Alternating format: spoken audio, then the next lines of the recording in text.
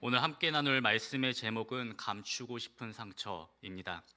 저는 여러분과 함께 사도행전 말씀을 통해서 은혜를 나누고자 합니다. 여러분 혹시 누가 사도행전을 기록했는지 아시는지요? 맞습니다. 사실 질문 속에 답이 있었지요. 사도행전은 누가가 기록한 책입니다. 그 사실을 우리는 어떻게 알 수 있을까요? 사도행전 1장 1절 말씀을 보겠습니다. 일단 사도행전은 1장 1절을 통해서 알 수 있는 지점은 바로 데오빌로에게 쓴 편지라는 것을 알 수 있습니다. 그런데 내가 먼저 쓴 글이라는 표현이 있음을 보게 되지요. 다시 말해서 이 사도행전이라는 책은 두 번째 책이라는 의미입니다. 먼저 기록된 또 다른 책이 있다라는 것이지요. 누가복음 1장 3절 말씀을 보겠습니다. 동일한 데오빌로라는 표현이 등장함을 보게 됩니다. 즉 우리는 사도행전에서 언급한 먼저 쓴 글이 바로 이 누가복음이라는 것을 알 수 있습니다. 예전에는 이 누가복음과 사도행전은 한 권의 책이었다고 합니다. 그래서 누가행전이라고 불리기도 하였지요. 하지만 복음서들을 따로 모아놓는 이 과정을 통해서 누가복음과 사도행전은 이제 다른 책으로 분류가 되었습니다. 여러분 혹시 사도행전을 기록한 누가가 어떤 사람인지 알고 계시는지요? 골로새서 4장 14절 말씀을 보면 아까 뭐라 말씀하셨죠? 네, 맞습니다. 네. 골로새서 4장 14절 말씀을 보면 이 누가가 의사라고 언급을 하고 있습니다. 이를 통해서 알 수 있는 점은 이 누가라는 사람이 굉장히 똑똑한 사람이었다라고 우리는 추측해 볼 수 있습니다. 그래서인지 몰라도 이 누가복음과 사도행전은 문학적으로 봤을 때도 굉장히 수준 높은 책이기도 합니다. 누가복음과 이 사도행전의 수신자는 방금 살펴본 것처럼 데오빌로이지요. 그렇다면 데오빌로는 어떤 사람일까요? 우리 누가복음 1장 3절의 말씀을 다시 한번 보겠습니다. 누가는 이 데오빌로 각하라는 표현을 사용하고 있습니다. 기록에 따르면 이 데오빌로라는 사람은 로마의 고위 관료이면서 황제의 사촌이었다라고 합니다. 다시 말해서 굉장히 높은 직책을 차지하고 있는 인물이라는 것이지요. 그리고 이 데오빌로라는 이름 이 자체를 통해서도 한 가지 중요한 사실을 발견할 수 있습니다. 이 데오빌로는 하나님을 뜻하는 테오스와 사랑이라는 뜻을 가진 필리아가 합쳐진 표현입니다. 다시 말해서 이 데오빌로라는 이름의 표현은 하나님을 사랑하는 사람이라는 뜻을 가지고 있다라는 것이지요. 누가는 바로 이런 데오빌로에게 편지를 쓰고 있는 것입니다. 누가는 먼저 자신이 데오빌로에게 편지를 쓴 명확한 이유에 대해서 밝히고 있습니다. 우리 다시 한번 사도행전 1장 1절의 말씀을 보도록 하겠습니다. 누가는 누가복음을 통해서 이 데오빌로에게 예수님을 소개하는 길을 먼저 썼다라고 이야기를 하고 있습니다. 분명한 것은 이 데오빌로라는 인물은 이방인이었다라는 것이지요. 하지만 이 데오빌로는 누군가에게 복음을 들었고 예수님을 믿는 그리스도인이 되었다라는 것입니다. 다시 말해서 데오빌로는 예수님을 갓 믿은 초신자라는 것이지요. 그래서 데오빌로는 늘 예수님이 어떤 분이신지 궁금증을 가지고 살았던 사람이었습니다. 이런 데오빌로에게 복음이 무엇인지 가르쳐줄 필요가 있었다라는 것이지요. 바로 이것이 누가가 누가복음을 기록한 목적이라고 말을 하고 있습니다. 이제 누가는 데오빌로에게 예수님의 부활 이후의 이야기를 전해줄 필요가 있었습니다. 바로 이것이 누가가 사도행전을 기록한 목적인 것이지요. 이제 우리 사도행전 1장의 말씀을 좀 더 자세하게 나누도록 하겠습니다. 사랑하는 성도 여러분, 우리 삶을 돌아보면 누구나 실패와 상처의 경험을 다들 가지고 있습니다. 어떤 이들은 학창 시절에 공부나 입시라는 과정을 통해서 좌절을 경험했을 수도 있고, 또 어떤 이들은 직장 생활이나 사업에서 큰 실패를 겪기도 했을 것입니다. 때로는 가정 안에서 상처가 쌓이기도 하고, 때로는 친했던 친구나 동료에게서 배신당하는 경험도 분명히 있을 것입니다. 이처럼 실패와 상처는 우리의 삶을 굉장히 무겁게 짓누르게 만들지요. 그리고 그 기억은 쉽게 잊혀지지 않습니다. 그러나 문제가 생겼다고 해서 우리가 대부분은 완전히 도망갈 수도 없고 또 현실을 영영 외면할 수도 없습니다. 왜냐하면 그 상처가 골마들면 결국 우리 내면에 더 깊은 고통을 일으키기 때문이지요. 그래서 우리는 어떻게 해야 이 실패와 상처를 건강하게 치유하고 극복할 수 있을지 끊임없이 고민합니다. 제가 여러분에게 이 말씀을 드리는 이유는 사도행전 1장 말씀에서는 제자들을 반드시 외면하고 싶었던 두 가지 상처가 등장하기 때문입니다. 오늘 우리가 함께 읽진 않았지만 2절 말씀을 보면 부활하신 예수님은 하나님이 계신 하늘로 올라가셨다라고 기록하고 있습니다. 이어서 3절 말씀을 보면 부활하신 예수님의 모습을 친히 제자들에게 보여주셨다라고 강조를 하고 있지요. 그래서 예수님은 40일 동안 이 땅에 계실 동안 제자들에게 하나님 나라에 대해서 가르쳤다라고 사도행전 1장 말씀을 기록하고 있습니다. 하나님 나라 선포는 예수님의 공생의 사역의 처음이자 끝이었습니다. 예수님은 다시 하늘로 올라가시기 전 40일 동안 제자들에게 하나님 나라에 대해서 집중적으로 가르친 것이지요. 우리 4절 말씀을 한번 보겠습니다. 이어서 예수님은 제자들에게 이렇게 말씀하십니다. 제자들에게 예루살렘을 떠나지 말라고 말씀하고 계십니다. 근데 여러분, 사실 이 말씀은 제자들에게 있어서 굉장히 받아들이기 힘든 말씀이었습니다. 왜냐하면 이 제자들에게 있어서 예루살렘이라는 곳은 당장이라도 떠나고 싶은 장소였기 때문입니다. 왠지 아시나요? 제자들에게 이 예루살렘이라는 장소는 실패의 장소였기 때문입니다. 예수님을 끝까지 지켜드리지 못하고 모두 도망쳤던 그곳, 베드로가 주님을 3번이나 부인했던 그곳, 무엇보다 예수님이 잔인하게 고난당하시고 십자가에 못 박혀 처형당하신 그곳이 바로 예루살렘이었기 때문입니다. 이 도시를 바라볼 때마다 제자들의 가슴은 너무나도 아프고 죄책감과 수치심이 몰려왔을 것입니다. 그래서 주님께서 부활하신 후 다시 예루살렘에 머물라고 말씀하셨을 때 제자들은 당장이라도 그곳을 떠나고 싶었고 정말 그곳에 머물러야 되냐고 되묻고 싶었을지 모르겠습니다. 제자들은 예루살렘에서 예수님을 배반했습니다. 어쩌면 이 예루살렘이라는 장소는 제자들이 자신의 가장 비겁한 모습을 직면한 장소이고 자신들의 가장 무기력한 모습이 적나라하게 드러난 장소였습니다. 그런데 예수님은 오히려 그곳을 떠나지 말라 하고 말씀하고 계신 것이지요. 그렇다면 사랑하는 성도 여러분, 예수님이 예루살렘을 떠나지 말라고 말씀하신 이유가 무엇일까요? 우리 5절 말씀을 한 목소리로 읽어보겠습니다. 함께 읽겠습니다. 요한은 물로 세례를 베풀었으나 너희는 몇 날이 못되어 성령으로 세례를 받으리라 하셨느니라. 아멘. 예수님이 예루살렘을 떠나지 말라고 하신 이유는 정말 간단합니다. 바로 하나님이 약속하신 성령님을 보내주실 것이기 때문이죠. 이는 구원의 원리를 적나라하게 보여주고 있는 장면입니다. 사랑하는 성도 여러분, 예수님을 만나기 전 우리의 인생은 그저 실패뿐인 인생이었습니다. 우리 인생에는 그 어떤 소망과 희망도 없었다라는 것이지요. 하지만 예수님이 우리에게 오심으로 인해, 예수님이 우리를 찾아오심으로 인해 우리는 구원받을 수 있게 된 것이고 우리 인생엔 빛이 찾아오게 된 것입니다. 예수님이 예루살렘을 떠나지 말라고 말씀하신 이유가 바로 여기에 있다라는 것입니다. 우리의 실패의 자리를 승리의 자리로 만들어주시기 위해서, 패배와 절망으로 가득한 우리의 자리를 영광의 자리로 만들어주시기 위함이라는 것이지요. 사랑하는 성도 여러분, 절망과 좌절에 빠져있는 우리에게 소망이 찾아온다라고 한다면 우리의 마음은 어떠할까요? 당연히 굉장히 기쁘겠지요. 그 어느 때보다 더 극적인 기쁨을 맞이할 것입니다. 예수님은 그 기쁨을 맛보게 하기 위해서 절망의 장소, 패배의 장소인 그 예루살렘을 떠나지 말라고 말씀하고 계신 것입니다.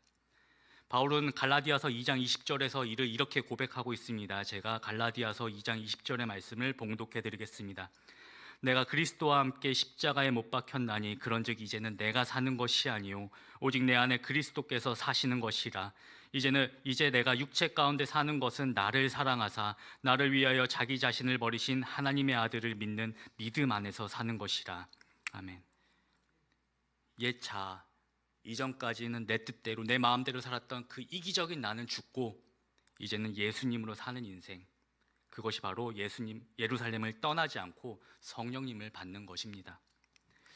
그래서 저는 이 부분에서 우리를 향한 예수님의 작은 배려를 발견할 수 있었습니다. 12절 말씀을 보겠습니다.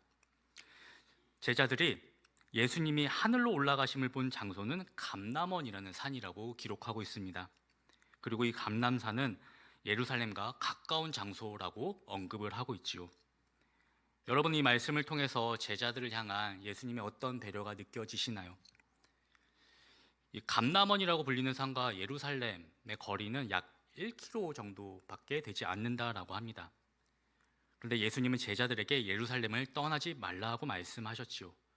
다시 말해서 예수님은 제자들을 위해서 일부러 예루살렘에서 가까운 감람원이라고 불리는 산에서 하늘로 올라가셨다라는 것입니다. 바로 이것이 예수님이 우리를 향한 배려라는 것이지요. 제가 예전에 그 책에서 공부 잘하는 그 비법에 관한 내용을 본 적이 있었습니다. 이제 공부를 되게 잘하고 싶은 열망이 있어서 그런 책들을 많이 찾아봤는데 꿀팁이 굉장히 많이 있었는데 제가 특별히 와닿는 몇 가지가 있었습니다. 세 가지가 있었는데요. 첫 번째는요, 휴지통 가까운 곳에서 공부하라는 것이었습니다. 그리고 두 번째는 필요한 참고서나 교재 사전 등은 다 손 닿는 곳에 두고 공부하라는 것이었습니다. 그리고 마지막으로 잠시 쉴 때는 책상에서 일어나 서성거려라라는 것이었습니다. 여러분, 이 세 가지의 공통점이 무엇인지 아시겠나요?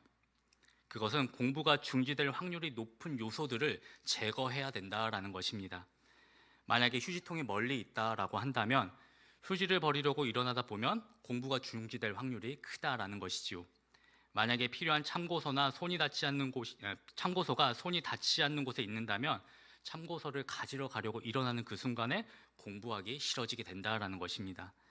잠시 쉴 때 책상에서 일어나지 않게 되면 누워서 영원히 잠을 자게 된다라는 것이지요. 다시 말해서 공부를 잘하기 위해서는 공부가 중지되지 않게 하는 것이 중요하다라는 것이지요. 예수님이 제자들에게 보여주신 배려가 바로 이러한 배려라는 것입니다. 예수님은 제자들에게 예루살렘을 떠나지 말라고 말씀하셨지요. 왜냐하면 하나님이 약속하신 성령님이 내려오실 것이기 때문입니다. 그런데 만약에 예수님이 예루살렘에서 열흘 정도 이동해야 되는 곳에서 하늘로 올라가셨다라고 한다면 여러분, 제자들의 마음은 어떠했을까요? 열흘 동안 가는 그 여정 가운데서 마음이 흔들리면서 예루살렘으로 가는 그 여정을 포기했을지도 모르겠습니다. 하지만 제자들을 생각하시고 제자들을 배려하시는 그 예수님은요, 마지막까지 제자들을 걱정하시고 연약한 제자들을 생각하셔서 예루살렘에서 가장 가까운 감람산에서 하늘로 올라가신 것입니다. 저는 이 말씀을 묵상하면서 우리 예수님은 우리의 마음을 정말 세세하게 세심하게 배려하시는 참된 스승이라는 생각이 들었습니다. 사랑하는 성도 여러분, 우리가 오늘 말씀을 통해서 첫 번째로 기억해야 할 포인트는 하나님은 우리가 실패했던 자리에 주저앉지 않기를 바라시는 것이 아니라 그 자리를 회복의 기회로 삼기를 원하신다라는 것입니다. 그런데 중요한 것은 그 자리를 회복의 자리로 만들어 주시는 분은 바로 우리 예수님이라는 것이지요.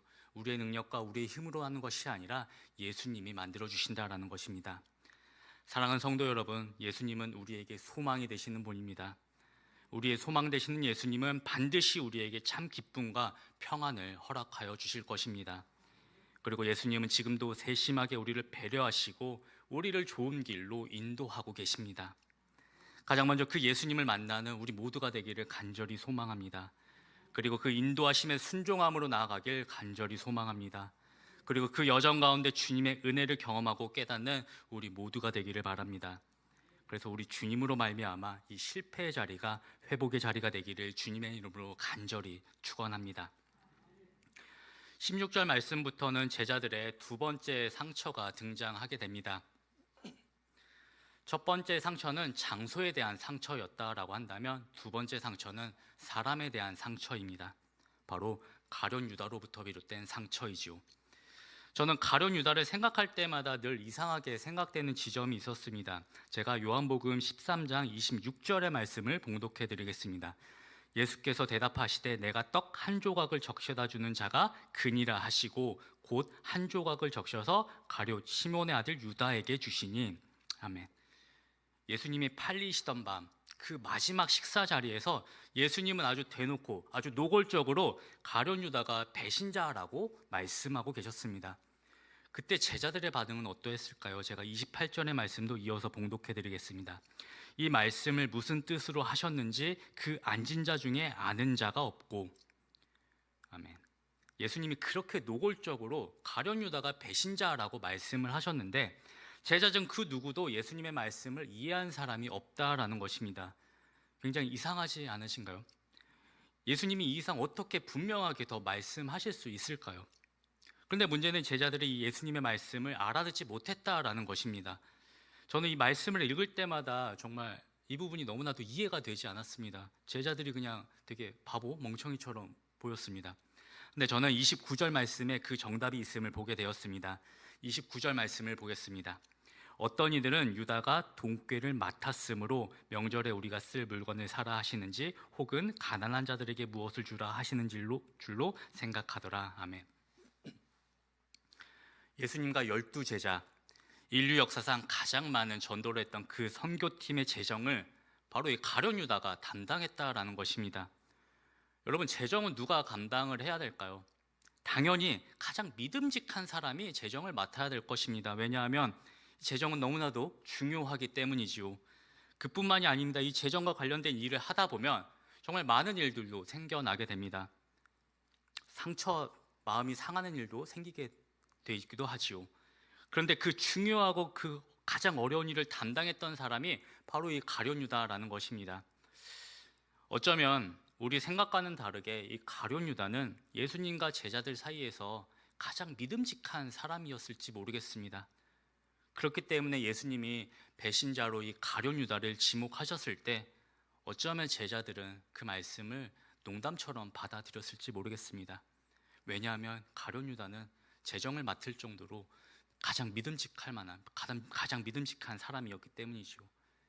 하지만 결과적으로 가룟 유다는 예수님을 배신하고 제자들도 배신하고 자기 스스로 배신하고 끝내 스스로 목숨을 끊었다라고 전해지게 됩니다.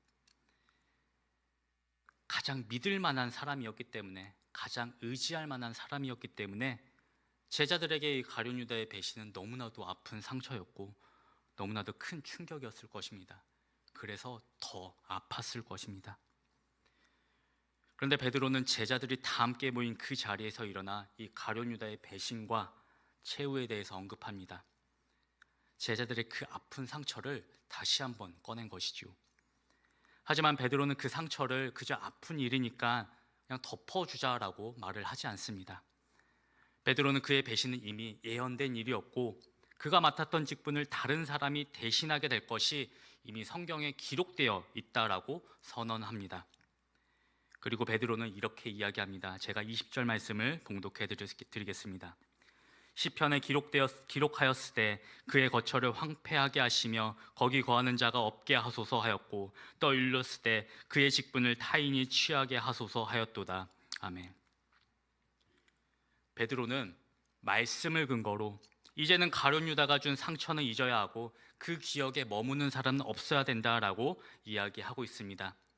그리고 그 상처의 기억을 이제는 새로운 기억과 사람으로 채워야 한다라고 말을 하고 있습니다. 그렇게 제자들은 제비를 뽑아 가룟 유다를 대신한 인물을 뽑게 됩니다. 물론 이 방법은 제자들의 생각이 아닌 철저히 말씀에 의지한 방법이었습니다. 최종 후보 2인으로 요셉과 마띠아가 후보에 오르게 됩니다. 물론 이 두 사람이 뜬금없이 최종 후보에 올라간 것은 절대로 아니었습니다. 나름의 오디션, 나름의 엄격한 기준이 있었지요. 그 기준의 첫 번째는 항상 예수님과 함께 다니던 사람이어야만 했습니다. 그리고 두 번째는 부활하신 예수님을 만난 사람이어야만 했습니다. 이 두 가지 기준의 가장 중요한 키워드는 바로 예수님이지요. 결국 마띠아가 가룟 유다의 자리를 대신하게 됩니다. 하지만 마띠아는 이후에 어떠한 기록도 남아있지 않기 때문에 이 마띠아라는 인물이 어떤 인물인지에 대해서 우리는 알 수 없습니다. 하지만 이 마띠아의 이름이 가지고 있는 의미를 생각해 보면 그 이름 자체에 주님의 음성이 담겨져 있음을 알 수 있습니다. 제가 말씀을 준비하다가 여러 자료를 찾아보면서 한 가지 흥미로운 사실을 발견하게 되었는데요. 여러분 혹시 마띠아의 이름의 뜻이 무엇인지 아시는지요? 마띠아는 하나님의 선물이라는 뜻을 가지고 있습니다. 여러분 이것이 무엇을 의미하는 것일까요? 사랑하는 성도 여러분, 지워지지 않는 그 아픈 상처는 그냥 잊혀지지 않습니다. 그 상처를 덮어줄 무엇인가가 반드시 필요하다라는 것이죠. 그 상처를 대신할 누군가가 반드시 필요하다라는 것입니다. 어쩌면 마띠아가 새로운 제자가 되었다라는 것은 흉터를 덮어줄 그 무언가는, 상처를 대신할 그 누군가는 바로 하나님의 선물이라는 것을 알려주고 있는 것은 아닐까 싶습니다. 배신자가 떠난 그 자리를 인간적인 계획이나 임시 방편이 아니라 마띠아 하나님의 선물로 채우게 되었을 때 제자 공동체는 다시 그 열둘이라는 온전함을 회복하게 되었습니다. 하나님의 선물이 그 자리를 대신 채워주셨습니다. 말씀을 맺겠습니다. 우리 안에는 감추고 싶은 상처, 외면하고 싶은 상처 반드시 있습니다. 하지만 오늘 말씀은 그 상처를 감추는 것이 아니라, 그 상처를 외면하는 것이 아니라 그 상처를 주님 앞에 가지고 나아가야 함을 말씀하고 있는 것입니다. 우리의 상처를 주님 앞에 가지고 나아갈 때 우리 주님은 하나님의 선물 성령님을 보내주셔서 우리와 늘 함께 하시며 우리를 위로하여 주시고 우리의 상처를 어루만져 주시고 우리를 치유시켜 주실 것입니다. 그렇게 그 상처는 더 이상 나를 괴롭히는 것이 아니라 오히려 내 믿음을 더욱 단단하게 만들고 성장하게 만드는 계기가 될 것입니다. 주님을 더욱더 바라볼 수 있게 만들어 줄 것입니다. 사랑하는 성도 여러분, 우리는 반드시 기억해야 됩니다. 상처는 덮어둔다고 해서, 묻어둔다고 해서 그냥 없는 것처럼 지나가지 않는 사실을 우리는 반드시 기억해야 합니다. 예루살렘이라는 그 실패의 상처, 가룟 유다라는 이 배신의 상처는 그저 감추고 외면하는 것이 아니라 하나님의 선물로 채워져야 비로소 회복될 수 있는 것입니다. 온전히 회복될 수 있는 것입니다.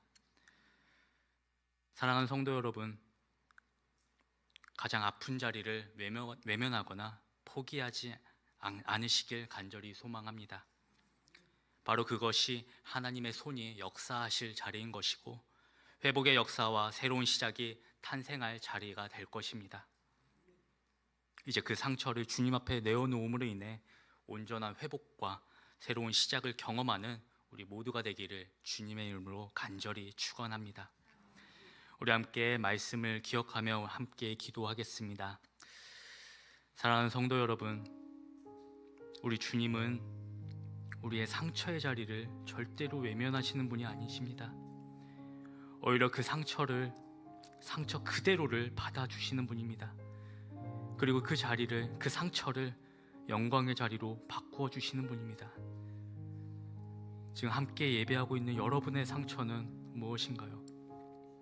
지금 이 시간 우리가 함께 기도할 때 우리의 상처를 넘어 회복을 주실 그 하나님의 선물을 체험하게 해달라고 우리 한 마음으로 기도하겠습니다. 사랑의 하나님 아버지, 오늘도 우리를 예배의 자리로 불러주시고 말씀으로 우리의 마음을 새롭게 하시니 감사합니다. 저희는 인생의 걸음마다 실패와 배신 그리고 자책으로 인한 상처를 경험합니다.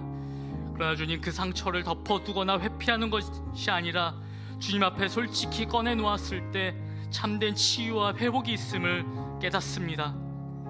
주님, 예루살렘이 이 제자들에게 실패와 부끄러움의 땅이었으나 주님은 거기서 성령을 부어주셨습니다. 우리 삶에도 다시 돌아보고 싶지 않은 예루살렘 같은 기억이 있지만 주님께서 그 아픔의 자리를 회복의 자리로 바꾸어 주실 줄 믿습니다. 또한 가룟 유다의 배신으로 입은 그 깊은 상처마다 마저 하나님의 선물로 채워주셨듯이 우리도 배신과 상처를 주님께 맡기며 원망 대신 하나님의 선물 은혜로 채우게 하여 주옵소서. 성령님, 지금 이 시간 우리의 마음을 어루만져 주옵소서. 세상의 그 어떠한 위로도 채울 수 없는 우리의 깊은 상처를 치유하여 주시고 다시 일어설 힘과 소망을 주님 더하여 주옵소서. 회복된 우리의 삶이 다른 이들에게도 위로와 소망을 전하는 통로가 되게 하여 주시고 실패가 승리로, 상처가 은혜로 변화되는 놀라운 역사를 경험하는 우리 모두가 되게 하여 주옵소서.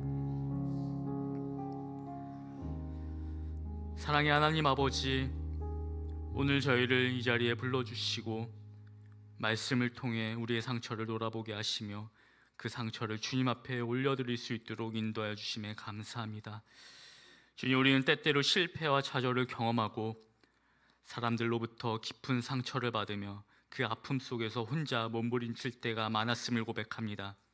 그러나 주님, 오늘 말씀을 통해 우리의 실패의 자리에도 배신의 자리에도 여전히 주님이 함께 계셨음을 깨닫습니다. 예루살렘을 떠나지 말라 말씀하신 주님, 우리도 도망치는 것이 아니라 더욱더 우리의 상처를 주님 앞에 가지고 나아갈 때 우리 주님은 하나님의 선물 성령님을 보내주셔서 우리를 치유하여 주실 것을 고백하게 됩니다. 주님, 우리의 실패와 좌절이 주님 안에서 새로운 시작이 되게 하여 주시고 그 어떤 상처도 주님의 은혜로 새롭게 변화되게 하여 주옵소서. 주님, 우리의 인생을 맡겨드립니다. 우리의 삶이 상처에 얽매여 있는 삶이 되는 것이 아니라 예수님의 은혜로 치유되고 회복된 삶을 살아갈 수 있도록 주님 인도하여 주옵소서. 항상 우리와 함께 하시는 주님만을 신뢰하며 살아계신 우리 구주 예수 그리스도의 이름으로 간절히 기도드립니다. 아멘.